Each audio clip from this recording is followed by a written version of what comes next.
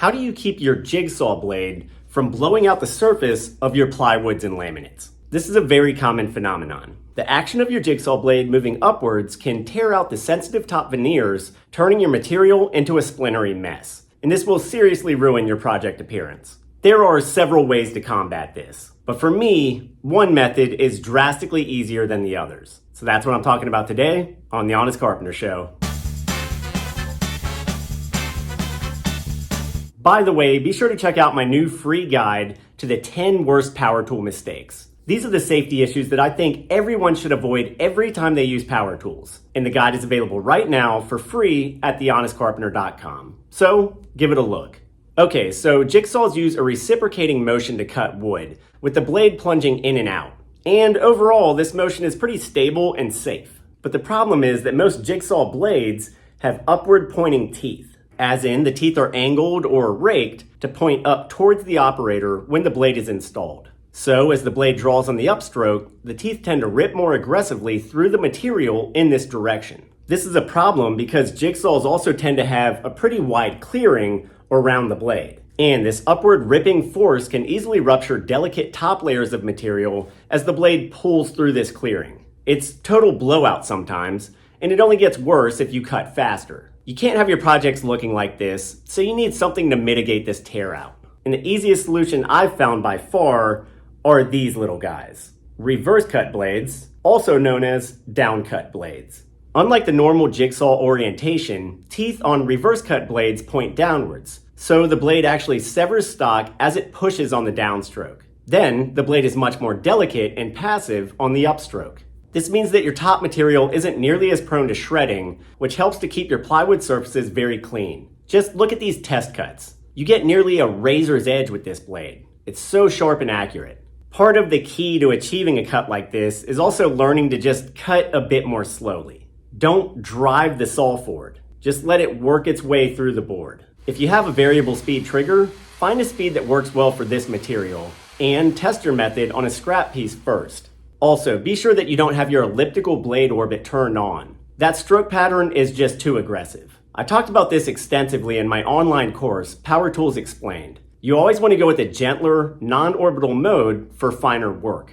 But with the reverse cut blade, even newcomers can keep their surface cut line pretty clean, especially if the blade is still relatively new and sharp. But just remember that the whole tear out process is now reversed. The bottom of the board may now experience the usual amount of tear out, or possibly more. So only rely on this method if you're just looking to preserve one good face. If you need both faces to be clean, then consider using a close relative of the reverse cut blade, the laminate blade.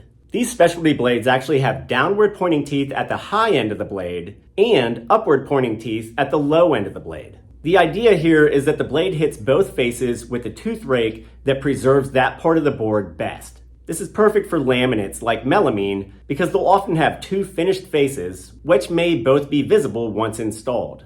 Plus, these blades are often carbide, which is very durable for use against harder plasticine materials. Now, keep in mind that this isn't a perfect science because stroke distance can actually vary slightly between different jigsaws. So the neutral gap between the two different rakes may not be perfectly centered in the material. So a tiny bit of chip out may still occur on one side. Also, material thickness can vary by project as well. Many of these blades are calibrated for 3/4 inch material, but 1/2 inch material will be fully affected by the downstroke portion of the blade, so it won't get the benefit of the dual rake. But the good thing is that both of these blades are surprisingly affordable. You can get an individual laminate blade for about $7 typically, and you can probably get a pack of downcut blades for $10 or $11 depending on brand. Just remember that many downcut blades are also called clean cut, or they may say clean for wood on the blade. And tooth sizes can vary, but you generally want to go with a finer tooth for a finer cut. And some blades may even come with no rake at all, just little triangular teeth. But I've found that true downstroke teeth perform even better. And in the end, there are other ways to prevent tear out as well, like taping surfaces or pre-scoring lines, or flipping the board over to cut from the backside.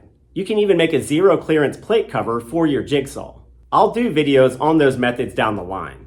But I do think for fast, effective tear out prevention, it really doesn't get any easier than reverse cut blades. You just pop it into your jigsaw, start cutting slowly and carefully, and you'll wind up with great quality results. I'll link plenty of good blades and jigsaws below, so feel free to shop those links. And of course, check out our free guide to the 10 worst power tool mistakes at thehonestcarpenter.com. As always, thanks for watching, and I hope you'll consider subscribing down below.